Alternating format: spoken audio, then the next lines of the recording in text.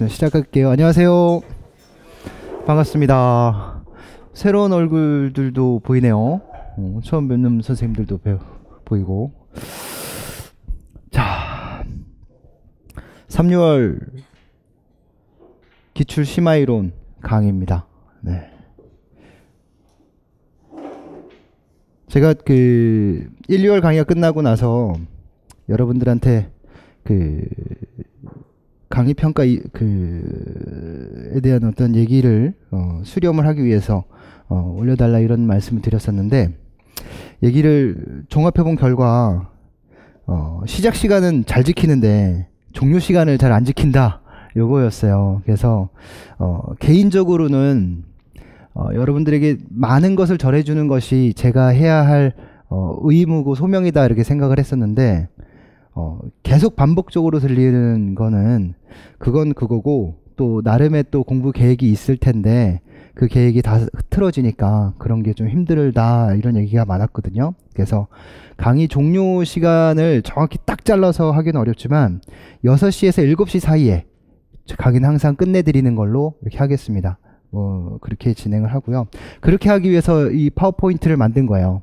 왜냐면 제가 판서를 안 하면 시간을 충분하게 활용을 할 수가 있더라고요. 그래서 이것도 글씨가 좀 작은 부분들이 있어요. 그 작은 부분들은 아마 강의 중에 시각적으로 보기 힘드니까 그건 제가 판서를 통해서 핵심적인 단어들을 언급해 드리면 될 것 같고, 지금 제가 이거를 예전에 만들었던 자료를 쓰기에는 좀 한계가 있을 것 같아서 새로 다시 다 작업을 한 거거든요. 그러니까 새로 작업을 하다 보니까 내용이 조금 이제 디테일한 내용들을 담다 보니 글씨가 작아졌어요. 그래서 어느 정도 자료가 만들어지고 나면 프린트물로 나눠 드릴게요. 그럼 여러분들이 판서에 대한 부담을 좀 덜 수 있을 것 같아요. 그럼 이제 공부에 대한 집중도도 좋아질 것 같고, 이번 주는 일단 시행착오다라고 생각을 하고 다음 주에 정리된 자료를 그때 진도에 맞춰서 프린트해서 나눠 드릴게요. 그러니까 한 페이지에 아마 3개의 어떤 패러그래프로 이렇게 정리해서 드리면 장수도 그렇게 많지 않고 공부하시는데 크게 부담이 없을 것 같아요. 그리고 또 하나 얘기가 나왔던 게, 강의를 한번 시작하면 1시간 반, 2시간 이렇게 하게 되는 경우도 있다.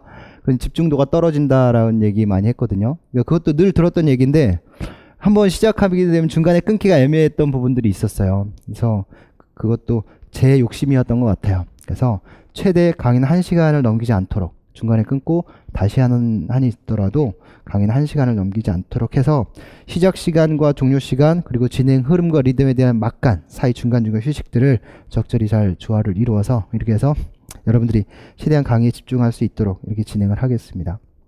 그리고 3, 6월 강의는 여러분들 보시는 바와 같이 교재에 보면 이론에 대한 내용과 기출 문제가 같이 병행해서 수록되어져 있어요. 그래서 이렇게 책을 만든 이유는 내용을 보고 그 내용에 해당하는 기출문제를 풀어보고 기출문제 정답을 아는 것을 끝내는 것이 아니라 그 정답이 나온 그 영역에 대한 전체적인 이해를 했으면 하는 마음에서 같이 수록을 했어요. 그래서 여기에서 기출문제를 풀어봐도 좋고, 또 하나 이제 기출문제 서브노트를 이렇게 만들었는데, 이거는 책에 나와 있는 순서대로 다시 재편집을 했어요. 그러니까 책이 넘어가는 순서에 맞춰서 내용들이 그에 맞춰서 순서가 진행이 됩니다.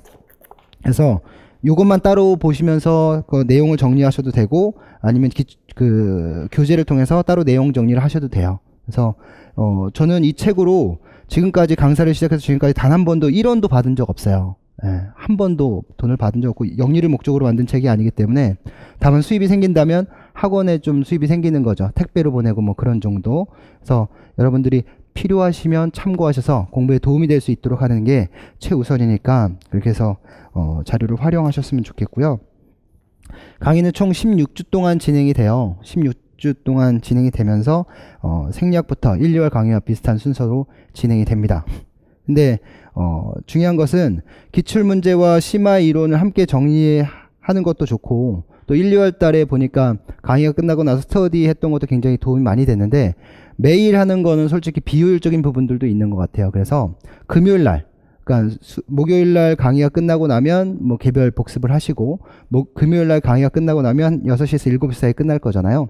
그때부터 한 1시간에서 1시간 반 정도 집중적으로 저는 스터디를 진행을 하도록 하겠습니다. 그래서 모둠별로 해도 좋고 전체적으로 해도 좋은데 구성상 인원이 많으면 모둠별로 하는 게 좋고 지금 이 정도 인원이면 한 3모둠, 4모둠 정도로 나누어져야 될 것 같아요. 그래서 모둠을 구성해서 스터디 하시되 제가 그 강의실에 있으면서 여러분들이 부족한 어떤 부분들을 채워야 할 부분이 있다면 적극적으로 나서서 최대한 여러분들 스스로 해결하시되 중간중간에 제가 끼어야 할 또 5개념 때문에 혼란스러워하는 상황이 발생된다면 제가 끼어서 도움을 드리도록 하겠습니다. 또 인터넷 강의를 들으시는 선생님들은 밴드 활용하셔서 뭐 직강 선생님들도 마찬가지겠지만 밴드 활용하셔서 공부하시는데 최대한 서로 상호작용하고 도움을 받으실 수 있도록 그렇게 하셨으면 좋겠어요. 그러니까 밴드 가입 꼭 하시고요. 그 다음에 3, 6월 강의의 핵심은 강의를 준비하면서 가장 핵심은 임용시험에서 과연 가장 많은 비중으로 출제가 되는 어떤 그 내용들이 뭐냐라는 걸 따져보면 그 내용의 가장 많은 부분을 차지하고 있는 것은 기출문제예요. 그럼 기출문제가 대략 한 50에서 60%, 뭐 한 60%, 50% 잡읍시다. 그러면 몇 점이에요? 40점이에요. 그렇죠? 근데 40점의 내용을 다 맞출 수 있느냐? 그랬으면 좋겠는데 실상 그렇지 못한 부분들도 많단 말이에요. 그러면 어찌됐든 누구나 다 하는 부분이고 누구나 다 맞출 수 있는 부분들이라면 그거는 이미 우리가 기본적으로 알고 깔고 가야 되는 부분이잖아요. 그러니까 그런 부분에 대해서는 좀 집중도 있게 공부를 해야 하지 않나 라는 생각을 합니다. 그래서 그런 부분들을 3, 6월 강의를 통해서 다지시고 또 다져서 여러분들 거로 만드는 그런 시간을 가지셨으면 좋겠어요. 그래서 기출문제는 단지 답을 아는 정도로 끝나는 게 아니라 그 관련 영역들을 잘 이해해서 이러한 문제들이 또 출제가 된다면 나는 꼭 맞출 수 있겠다라는 어떤 자신감을 얻어가는 그런 강의가 되었으면 좋겠습니다. 그래서 우리 기출문제 서브노트나 만약에 기출문제 서브노트를 구매하지 않으시는 선생님들이라면 여러분들 평가 요소 제가 1, 2월 강의 때 나눠드렸는데 이런 평가 요소 전 영역에 대한 기출문제 평가 요소예요. 그러니까 작년 시험 문제까지 출제되었던 내용들을 다 정리한 거거든요. 그러니까 이거 보면 지금 에너지 대사에서 나온 문제가 대략 한 15문제 정도 나와요.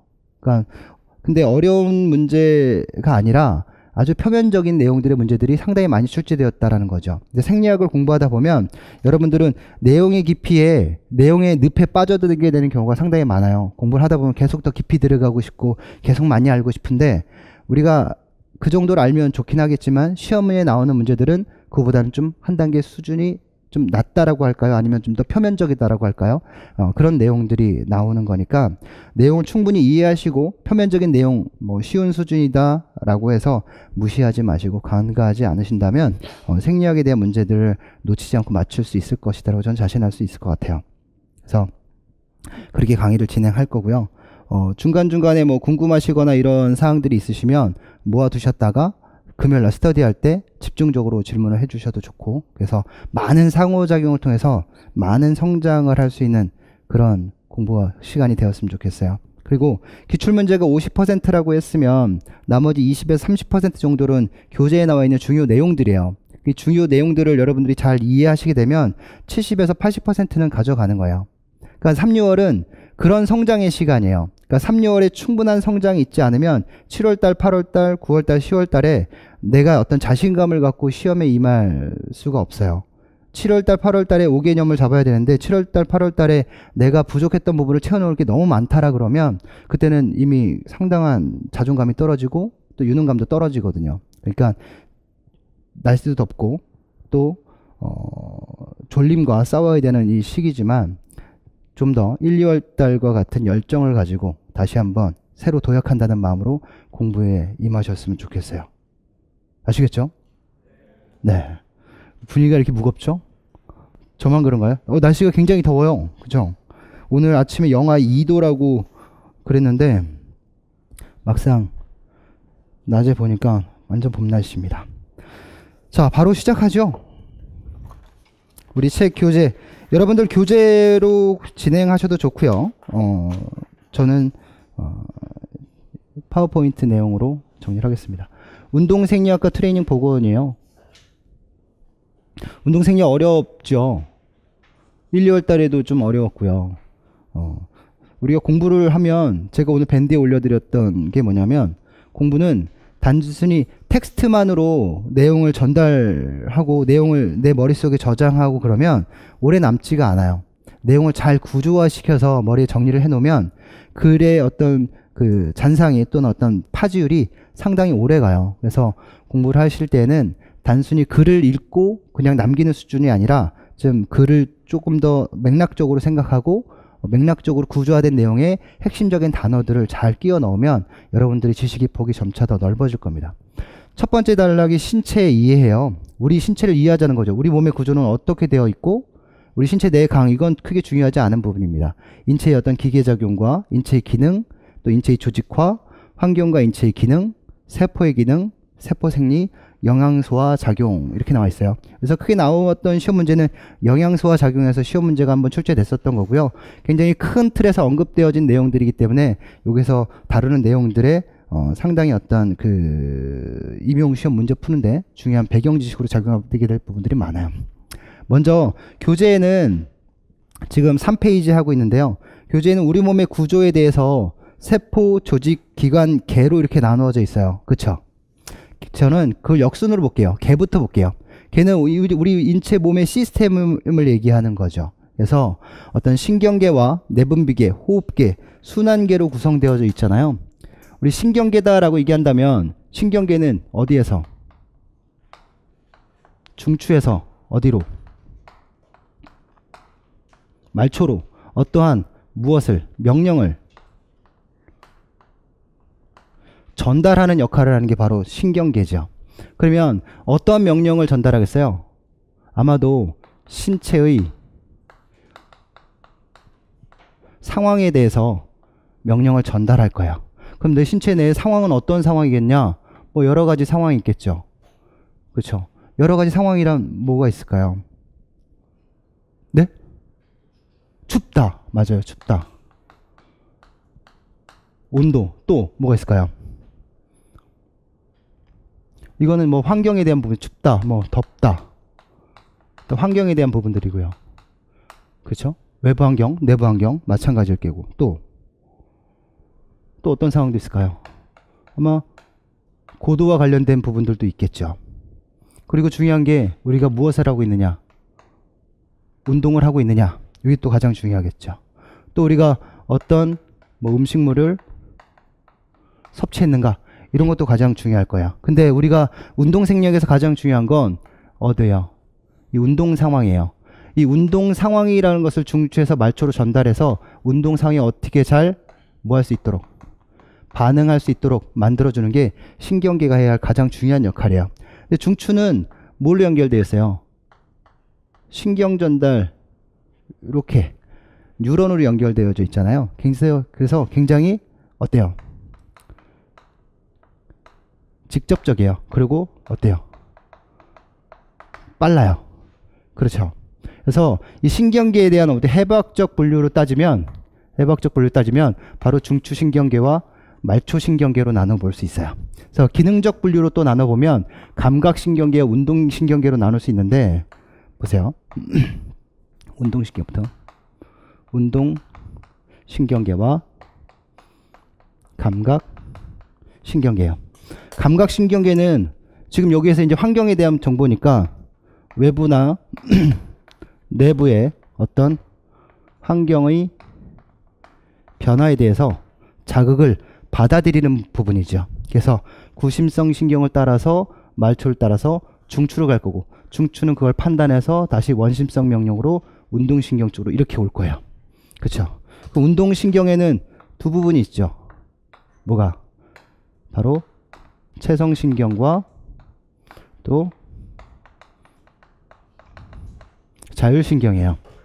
여러분 잘 알고 계신 것처럼 체성신경계의 체성운동신경이 바로 어디로 연결되는 거예요? 우리 근육으로 연결되는 곳이죠. 그래서 근육에 무엇을? 근수축을 통해서 무엇을? 운동을 가능하게 하는 게 바로 체성신경계에 대한 얘기죠. 그 다음에 자율신경계는 또 두 개로 나눠지죠. 뭐가? 안정시에는 부교감신경이, 운동시에는 교감신경이 서로 기량작용을 통해서 인체 내 안정과 또는 운동 상황에 적응할 수 있도록 만들어줄 거예요.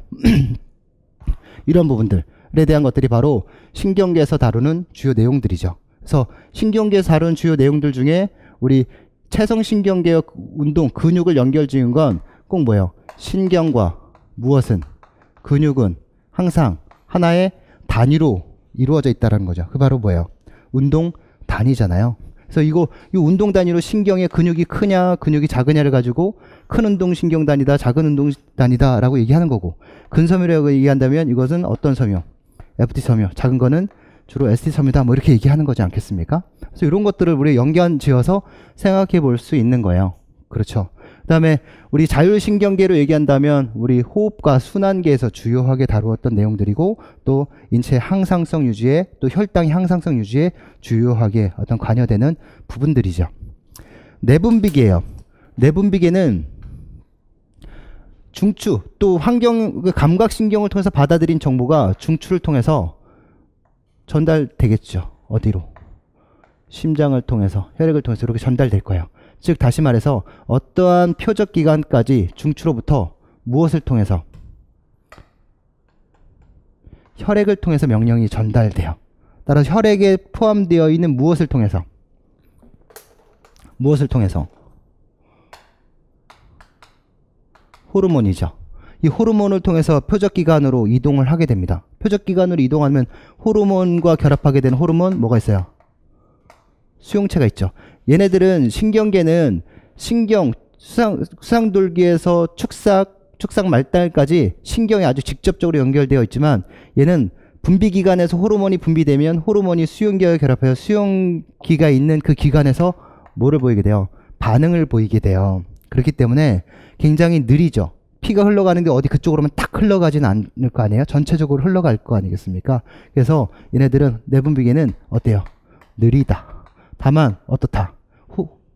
혈액이 흘러가기 때문에 굉장히 전체적으로 영향을 미친다. 따라서 인체를 빠르게 반응시키고 싶은 건, 빠르게 반응하는 건 신경계에 의한 영향이고, 내분비계는 천천히 반응시켜서 천천히 성장시킨다는 거죠.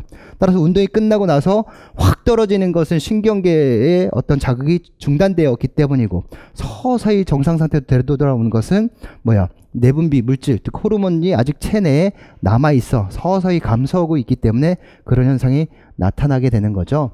그래서 인체의 느린 내부 통신 체계를 갖고 있다라고 얘기하고 있고, 또 인체 항상성 유지에 굉장히 중요한 부분이다. 우리가 내분비에서 주요하게 얘기할 부분은 혈당의 항상성 유지, 그 다음에 칼슘, 수분, 또 산염기 균형, 이런 것들에 우리가 주요하게 볼 만한 부분들입니다.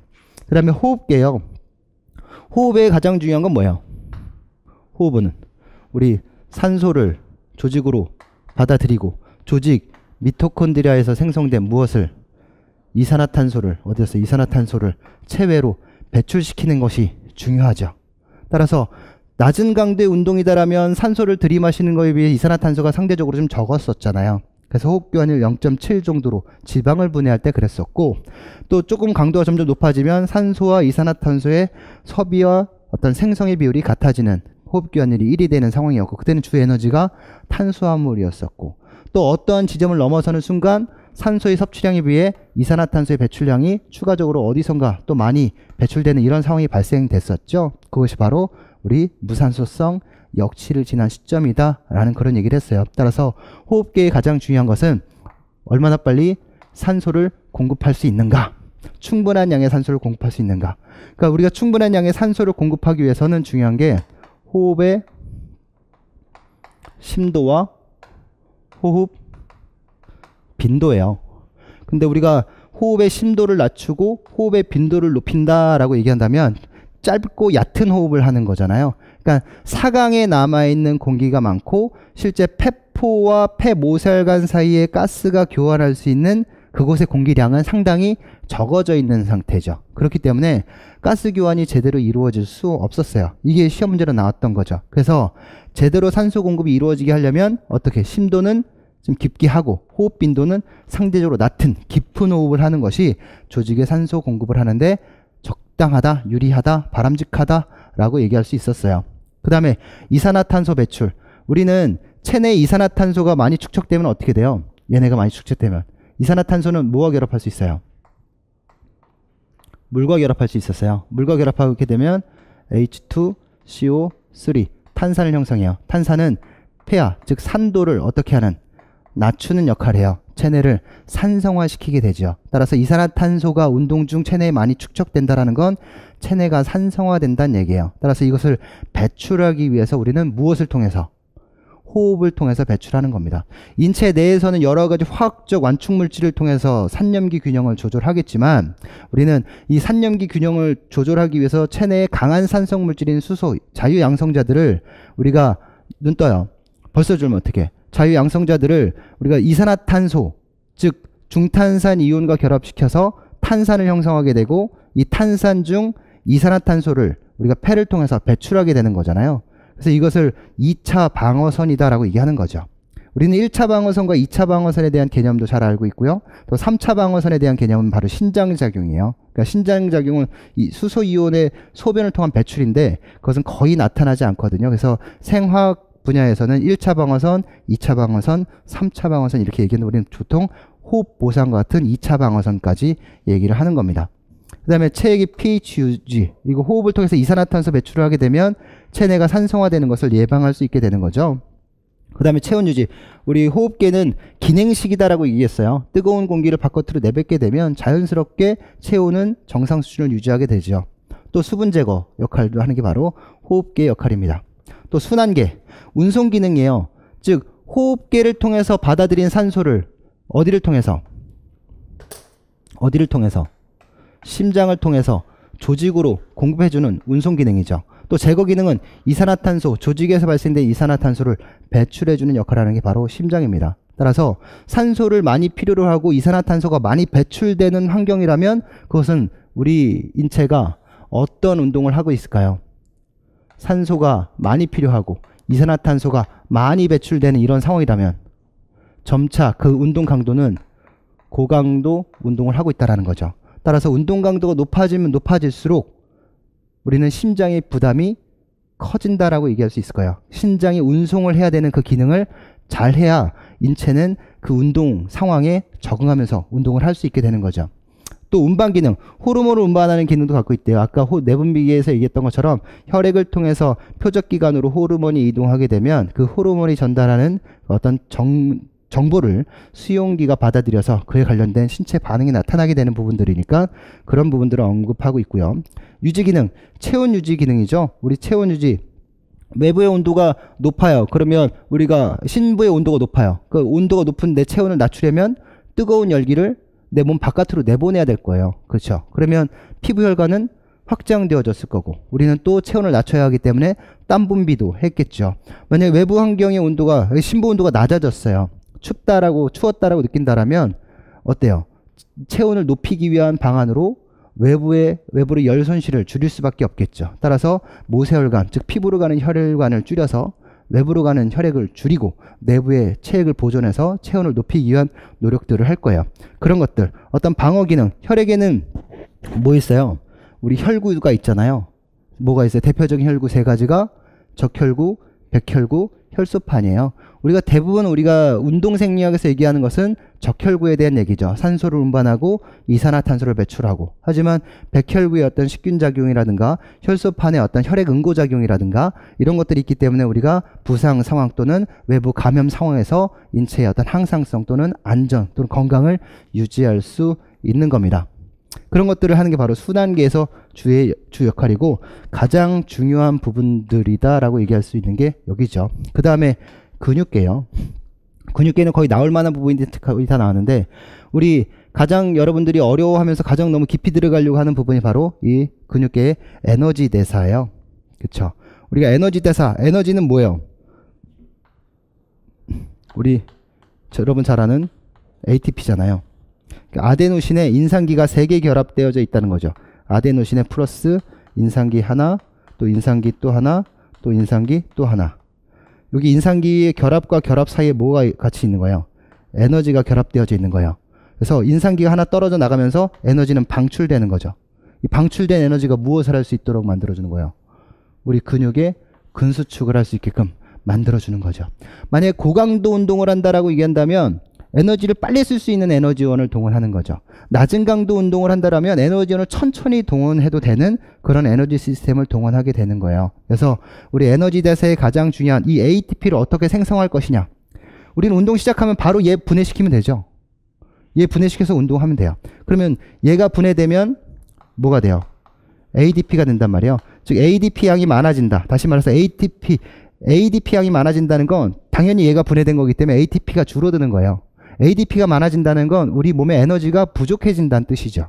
따라서 이 ADP가 많아진다는 것은 인체의 모든 대사를 활성화시키는 그 시발점이 되는 거예요. 지금 ADP가 많아졌어. ATP 많이 부족해졌으니까 에너지 대사 동원해. 인원질 시스템 동원해. 너 PC, 크레아틴 인산, 너 분해할 준비해. 이거 명령 내리는 거죠. 또 너 혼자 다 할 수 없으니까 당을 분해해보자. 당을 분해하기 위해서 해당 요소, 포스포프로포키나제 해당 요소를 활성화시켜보자. 이럴 수도 있겠죠. 근데 얘네들은 다 뭐가 필요 없는 애들이에요? 산소가 필요 없는 애들이에요. 그래서 무슨 대사? 무산소 대사라고 얘기를 하죠. 그 다음에 얘네들이 또 많이 나오면 또 이소구연산 탈수 요소라든가 산화 요소라든가 이런 여러 가지 효소들을 자극해요. 그러니까 얘네들이 자극하면 얘네들은 무엇이 있는? 산소가 충분한 환경에서 비록 화학적 변형이 이루어지는 화학적 반응이 나타나는 시간은 상당히 오래 걸리지만 우리는 굉장히 많은 양의 에너지를 만들어낼 수 있는 과정을 하게 되죠. 근데 꼭 뭐랑 결합해야 돼요? 산소랑 결합해서. 그래서 무슨 대사요? 유산소 대사다. 이런 분해 과정을 통해서 만들어낼 수 있는 에너지는 뭐 하나의 ATP로부터 시작해서 2개 또는 3개 ATP 또는 130개에서 147개 ATP를 만들어낼 수 있단 말이에요. 그쵸? 하지만 많이 만들어낸다고 중요한 게 아니라 이것을 단위 시간으로 나눠보게 되면 누가 가장 빠른 거예요? 얘가 가장 빠르고 그 다음 빠르고 그 다음 빠른 거예요. 따라서 단시간 고강도의 순발성 운동을 하게 되면 하게 될수록 어떤 쪽으로? 이쪽에 에너지를 쓸 것이고 장기간의 지구성 운동을 하게 된다면 이쪽에 에너지 대사를 동원하게 되는 거죠. 그런 공부들을 우리는 할 것이고요. 힘의 생성, 근육의 힘 생성. 우리 힘 생성에 대한 얘기 했잖아요. 우리 ATP가 분해되면 우리 교차결합을 형성할 것이고 이 교차결합의 수축을 통해서 그 수축의 정도가 어떻게 이루어지는가에 따라서 얼마만큼 큰 힘을 생성할 것이냐. 근데 우리는 그 힘 생성에 대한 부분에서 근섬유를 꼭 얘기했죠. 어떤 섬유? FT 섬유와 ST 섬유에 대한 얘기를 했어요. 그리고 이런 트레이닝을 통해서 우리 근비대가 이루어지는 과정들도 또 근비대 또는 근증식에 대한 부분들도 그 다음에 인체의 어떤 가장 중요한 부분 중에 하나가 뭐 평상시 어떤 자세 유지라든가 또 체온을 높여주기 위한 근육의 어떤 능동적인 어떤 그 수의적인 수축 활동이죠. 그 마찰에 의한 열 생성을 통해서 체온을 유지할 수 있는 부분, 이런 부분들을 우리가 주로 다루게 되는 게 바로 이 시스템에 대한 얘기예요. 그러니까 전반적인 내용이 이러한 부분들이죠. 그러니까 이러한 부분들에 추가적으로 하는 것이 앞서 잘 얘기해 주셨던 것처럼 환경 중에서 어떤 온도, 그 다음에 어떤 고도가 높아지면 높아질수록 산소 분압이 떨어지잖아요. 그러니까 산소가 부족한 환경에서의 어떤 운동, 이런 것들을 우리가 주로 다루게 되는 것들입니다. 그렇죠? 그러니까 요 전반적인 어떤 오리엔테이션이니까 이거는 부담스럽게 생각할 필요는 전혀 없죠. 자, 다시 이제 그보다 시스템, 개보다 좀 작은 단위로 갈게요. 우리 몸은 여러 기관들로 구성되어져 있어요. 그래서 가장 대표적인 예로 소화기관을 들면 소화기관에 근육 조직이 있고 근육 조직에 산소를 공급하는 혈관 조직이 있고 그 근육 조직들이 움직여서 소화기관이 연동작용을 할 수 있게끔 명령을 내리는 신경 조직들이 있어요. 그래서 이런 신경 조직과 혈관 조직과 근육 조직이 모여서 상호 협력을 하게 되면 소화기관이라는 기관을 구성하게 되는 거죠. 우리가 어떤 그 순환계, 심장이다라고 얘기한다면 심장근 조직이 있을 것이고 심장에 혈관 조직이 있을 것이고 심장에 신경 조직이 있을 거 아니에요. 그래서 심장근으로 예를 든다면 심장으로 얘기한다면 심장의 근육 조직 어떤 근이에요? 핵문근으로 이루어져 있어요. 핵문근으로 이루어지면 근육이야 수축 이완 내 수의적으로 조절할 수 있지만 핵문근이지만 심장근은 수의적으로 조절할 수 없는 무슨 근이에요? 불수의근이에요. 그렇죠? 이 불수의근이라는 것은 어떤 명령을 받기 때문에 그래요?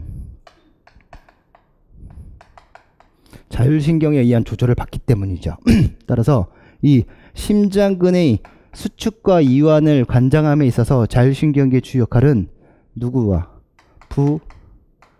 부교감신경과 교감신경이 주였죠. 그래서 부교감신경에서 주로 나오는 게 바로 뭐예요?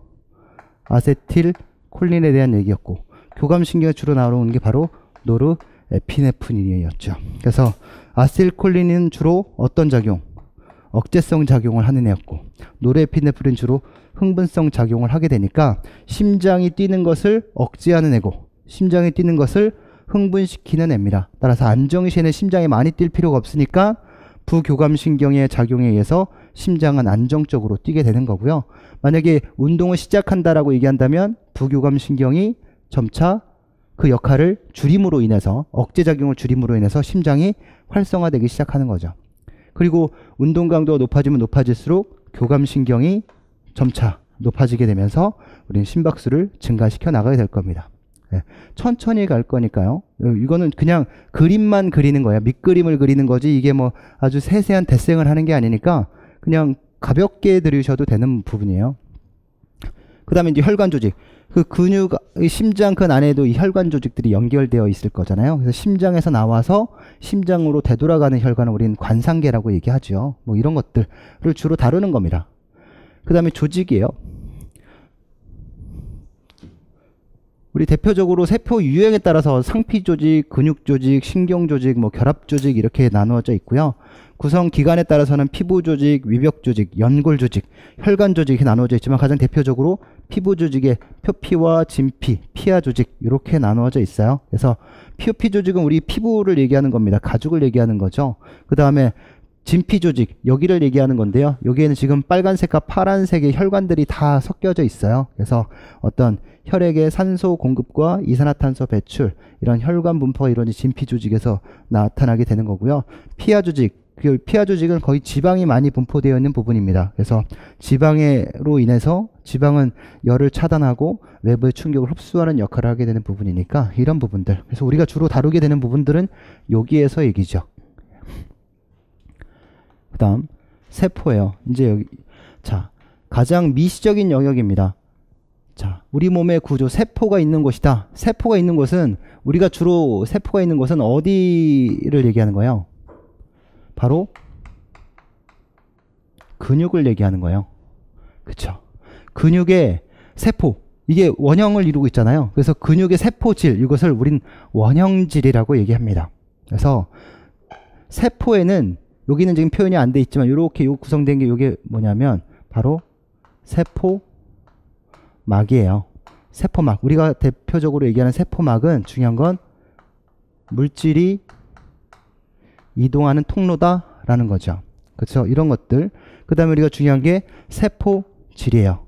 세포질에서 주로 이루어지는 대사가 바로 무슨 대사예요? 무산소 대사죠. 그렇죠? 그 다음에 또 우리가 중요한 게 뭐예요? 미토콘드리아가 안 보이네. 여기 있네요. 그래서 미토콘드리아. 미토콘드리아에서 주로 이루어지는 게 바로 유산소 대사예요.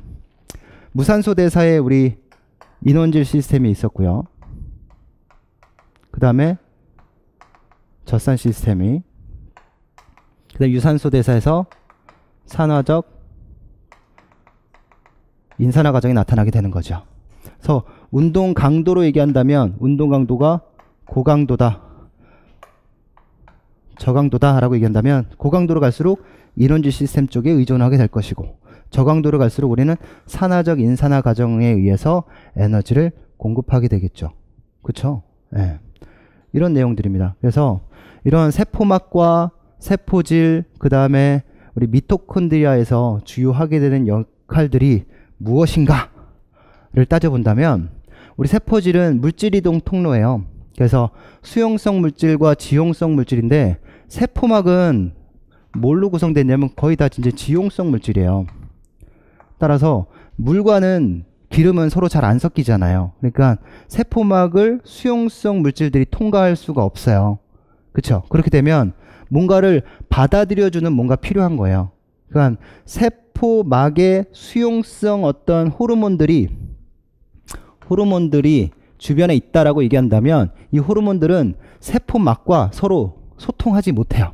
그러니까 소통하지 못하니까 세포막을 통과해서 세포 안에 이전에 얘기했던 세포 안에 지금 여기에 핵이 있을 거 아니겠습니까? 핵에 다양한 유전적 정보를 담고 있을 것이고 이 유전적 정보를 통해서 여기서 어느 세포 내에서 어떤 에너지 대사 반응을 일으키든지 어떤 반응을 일으켜라라고 명령을 내려야 되는데 지금 여기에서 이 수용성 물질들은 쉽게 세포막을 통과하지 못한단 말이에요. 그래서 또 다른 어떤 전달자들이 필요해요. 그 전달자가 바로 2차 메신저입니다. 대표적인 2차 메신저 중에 칼 모델링과 순환성, 즉 사이클릭 AMP라는 게 있어요. 그러니까 그 정도만 보셔도 되고 지용성 호르몬들은 세포막을 쉽게 통과할 수 있기 때문에 바로 어떤 원하고자 하는 정보를 전달할 수 있게 되겠죠.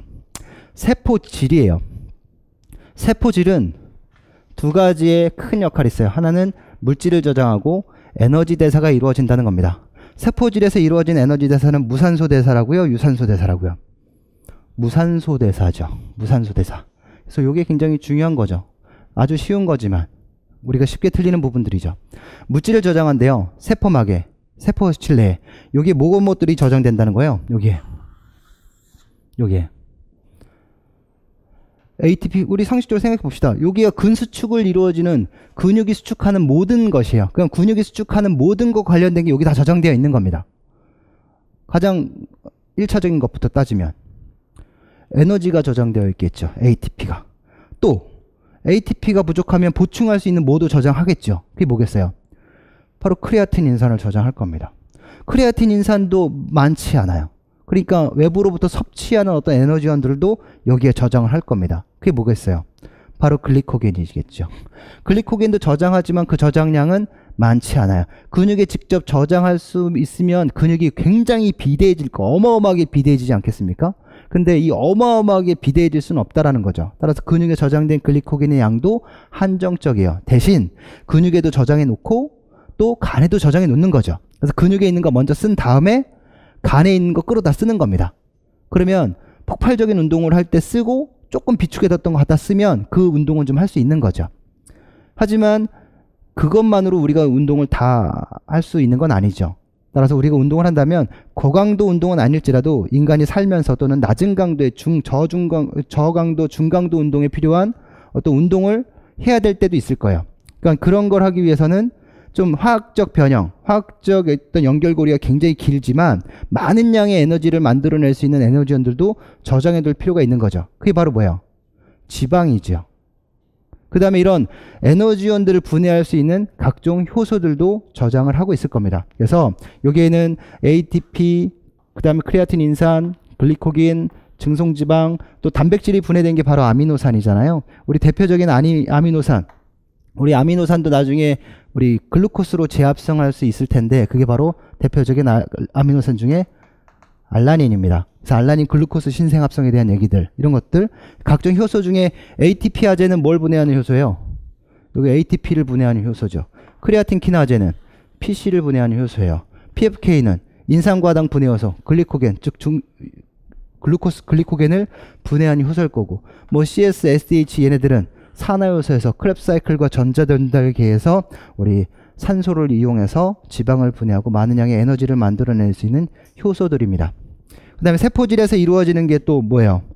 에너지 대사 중 무산소 대사예요. 가장 대표적인 무산소 대사가 바로 인원질 시스템과 젖산 시스템이죠. 인원질 시스템이라고 하는 이유는 뭐예요? 모두 다 여기 무엇을 갖고 있기 때문에?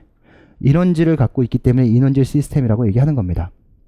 즉 ATP는 운동 중에 무엇으로 ADP와 인산기로 분해되면서 무엇을 방출해요? 에너지를 방출하겠죠. 이 에너지가 뭐를 하게 되는 거예요? 근 수축에 쓰였을 겁니다. 그러면 세포질 내 ATP양은 줄어들고 ADP양은 많아지게 될 거예요. 또 에너지가 얘네들을 연결시켜주고 있었는데 연결고리가 끊어지면서 이제 여기 유리된 유리 인산들이 많아지는 거거든요. 그러니까 유리인산들이 많아지거나 ADP가 많아진다는 얘기는 세포질 내에 ATP가 에너지가 많이 부족하다는 거예요. 그러면 지금 인원질이 부족해지는 상황이잖아요. ATP가 분해돼서 근수축을 해야 되는데 인원질을 가지고 있는 누군가가 얘가 그걸 동원해 줘야 된다는 거죠. 그래서 우리는 요 인산기, 즉 크레아틴과 인산기를 에너지와 함께 뗐다가 여기다 다시 공급해주면 이렇게 다시 재공급할 수 있게 되는 거죠. 따라서 고강도 운동을 하게 되면 가장 먼저 누가 고갈되는 거예요? 크레아틴 인산이 고갈되는 거예요. 그래서 크레아틴 인산이 고갈되면 나중에 얘를 다시 채워줘야 될 거 아니겠습니까? 운동 중에는 얘를 보충해주지 않아요. 왜냐면 운동 중에 얘를 써야 되는데 얘를 하나 써서 얘를 보충해주고 있거든요. 근데 얘를 지금 써야 되는 상황에 얘를 보충해주는데 ATP가 소비되지는 않는단 말이에요. 당연하잖아요. ATP를 하나 써서 운동을 해야 되는데 ATP를 하나 써서 PC를 재합성할 수 있는 거예요. 그 운동 중에 내가 ATP를 써야 되는데 지금 PC를 재합성할 겨를이 있겠어요? 없겠어요? 없단 말이죠. 그러니까 ATP를 쓰는 거예요. 그러니까 운동이 끝나고 나면 ATP를 또 생산할 수 있겠죠. 어떻게? 무산소성 해당 과정을 통해서 생산할 수도 있을 것이고 또 유산소성 어떤 해당 과정 또는 산화적 인산화 과정의 전체적인 과정을 통해서 많은 양의 ATP를 생산해내게 된다면 그걸 통해서 우리는 ATP를 재합성할 수 있게 될 거예요. 그래서 이렇게 서로 인원질을 공유하고 있는 그런 시스템이다. 인원질 시스템. 그래서 ATP를 생산하는 반응은 인원질을 공유하고 있는 공액 반응이다 라고 얘기하는 겁니다. 뭐 짝반응, 고객 반응 뭐 이렇게 얘기를 하죠. 젖산 시스템은 뭐예요? 젖산 시스템은 한마디로 얘기해서 해당 과정입니다. 그렇죠? 해당 뭐예요? 당을 뭐하는? 분해하는 과정이에요. 당을 분해하면 당이 어떠한 화학적 결합으로 인해서 연결되어 있다는 건 그 연결고리 사이사이에 뭐가 있다는 걸까요? 에너지가 있다는 겁니다. 그 연결고리를 끊어낸다는 건 뭐예요? 에너지를 밖으로 방출시키겠다는 거예요. 이 연결고리 다시 묶겠다라고 얘기하는 건 에너지를 통해서 묶겠다는 거죠. 다시 말해서 왼쪽에 있는 누군가와 오른쪽에 있는 누군가를 제가 딱 잡아서 이렇게 끌고 당겨요. 그럼 저는 뭘 써야 돼요? 에너지를 써야 돼요. 그게 합성이에요. 네, 합성하는 거죠. 근데 내가 어떠한 효소에 의해서 내가 얘도 떼내주고 얘도 떼내줘요. 그럼 뭐예요? 저는 힘 안 써도 돼요. 에너지가 남잖아요. 딴 데 가서 내 힘을 써도 되는 거예요. 이게 바로 이화예요. 네. 당을 분해하는 작용이죠. 당을 분해하면 뭐가 나와요? 에너지가 나와요. 이 당을 분해하면 에너지가 나오는데 문제는 당을 분해하면 에너지가 나오는데 이 당을 분해하는 최종 산물로 뭐가 쌓이는 거예요? 젖산이 쌓이는 거예요. 그래서 젖산 시스템이 단시간 고강도 운동에 중요한데 부산물인 뭐가 쌓이니까? 젖산이 쌓이니까 문제예요. 우리가 인원질 시스템도 얘네만 돌아가게 되면 세포질 내에 축적되는 건 유리된 유리인산이에요. 유리인산이나 젖산 얘네들은 전부 다 두 개 다 공통적인 작용이 있어요. 뭐냐면 트로포닌이 누구에 민감하냐면 칼슘에 민감한 애거든요. 근데 이 칼슘에 대한 민감도가 저하돼요. 그러니까 트로포닌이 칼슘에 대한 민감도가 저하된다라는 건 정상적인 칼슘 분비 상황에서 근수축이 어려워질 수 있다라는 거죠. 그러니까 이런 것들 우리가 주로 다루게 되는 부분이고 우리가 글리코겐이 저장되어 있는 곳이 바로 간에 있으면 간 글리코겐이다라고 얘기하는 거잖아요. 혈중에 저장되어 있는 것을 우리는 혈중 글루코스, 포도당이라고 얘기하는 것이고 근육에 저장되어 있다면 우린 근글리코겐이 되겠죠. 운동 중 주로 어디 거 사용하겠어요? 근육에 있는 거 사용할 거예요. 그래서 시험 문제로 나왔던 게 근육에서 젖산을 만들면 젖산이 혈중으로 가서 다시 간으로 갔다가 다시 돌아와서 요걸 얘기했잖아요. 그래서 우리는 그 코리 회로에 대한 문제가 나왔었던 거고 근육 A에서 나와서 근육 B로 가면 여기서는 부산물이 만들어지지만 여기서는 에너지원으로 쓰인다라고 얘기했던 게 우린 젖산 셔틀에 대한 얘기잖아요. 그런 문제들을 우리가 다루게 되는 거고 미토콘드리아에서 에너지 대사 역시 이루어지죠. 중요한 건 미토콘드리아에서 대사는 뭐예요? 유산소 대사예요. 즉 세포질에서 이루어지는 건 산소가 불충분한 상황이라면 미토콘드리아에서 이루어지는 대사는 산소가 충분한 상황에서 이루어지는 대사죠. 그래서 산소를 이용해서 어떤 많은 양의 에너지를 만들어내는 과정이기 때문에 이 과정을 산화적 인산화 과정이라고 얘기해요. 산화적 인산화 과정은 3단계가 있죠. 아세틸 조효소를 만드는 과정 하나, TCA 사이클 한번 돌리는 거 하나, 전자전달계가 돌아가는 거 하나. 그래서 각각의 시스템이 돌아가는 과정들의 ATP가 어떻게 만들어지는지에 대한 문제가 2번이나 출제가 됐어요. 그래서 이런 부분들 우리가 주로 보게 될 거고, 산화적 인산화 과정을 통해서 우리는 탄수화물로도 에너지를 만들어낼 수도 있고 지방을 이용해서도 에너지를 만들어낼 수 있죠. 그래서 탄수화물을 이용해서 에너지를 만들면 반드시 어떤 걸 거쳐야 돼요? 해당 과정을 거쳐야 돼요. 우리가 무산소 대사든 유산소 대사든 무조건 당을 분해하려면 꼭 뭘 해야 돼요? 해당 과정은 무조건 거쳐야 되는 거예요. 해당 과정은 세포질내에서 일어나는 거예요. 세포질에서 당을 분해하고 분해된 당이 어디로 들어가는 거예요? 미토콘드리아로 들어가는 거예요. 그렇죠? 이 미토콘드리아로 들어가서 TCA 사이클과 전자전달계를 거치면서 많은 양의 ATP를 만들어내게 되는 거죠. 그렇죠? 근데 이 해당 과정을 거쳐서 미토콘드리아로 들어간다는 건 어떤 상황에서? 산소가 충분한 상황에서 그러하다라는 겁니다. 그래서 우리는 이것을 이렇게도 표현하는 거죠. 유산소성 해당 과정이다라고. 해당 과정은 세포질에서 일어나지만 산소가 충분할 때 해당 과정을 통해서 만들어진 무엇이? 초성포도산이 미토콘드리아로 들어갈 수 있다. 또는 근육에서 만들어진 젖산이 또 미토콘드리아로 들어가서 분해된다. 또는 글리세롤알데히드 3인산으로 분해되는 과정, 이 글리세롤알데히드 3인산이 초성포도산으로 분해되는 과정에서 NADH들이 다 전자전달계로 들어가서 우리 분해될 수 있다. 어쨌든 이 모든 과정이 일어나는 이 시발점은 해당 과정을 통해서 비롯된다. 어떤 에너지원이? 탄수화물이 그러하다라는 거죠.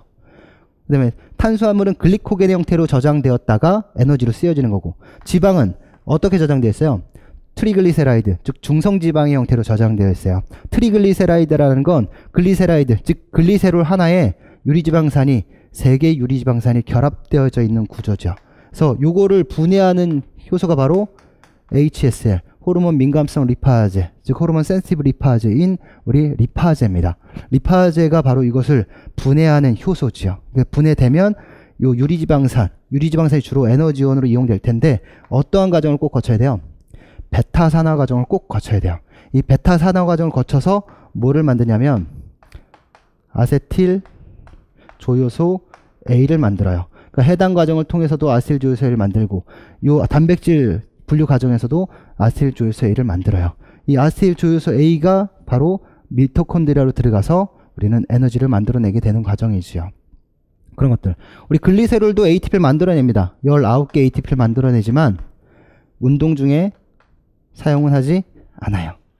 또 단백질이 분해된 알라닌 같은 경우도 우리 간에서 다시 포도당으로 재합성할 수 있게 되는 거예요. 그래서 포도당 신생, 우리 코리 사이클을 통해서 우리 젖산이 글리코겐으로 신생되거나 또 알라닌이 글리코스로 신생되는 이런 것들은 포도당이 아닌 물질들이 그 젖산과 단백질 같은 것들이 다시 포도당으로 전환되는 과정이거든요. 그래서 포도당 신생, 포도당 신생 합성, 뭐 이렇게 얘기를 합니다.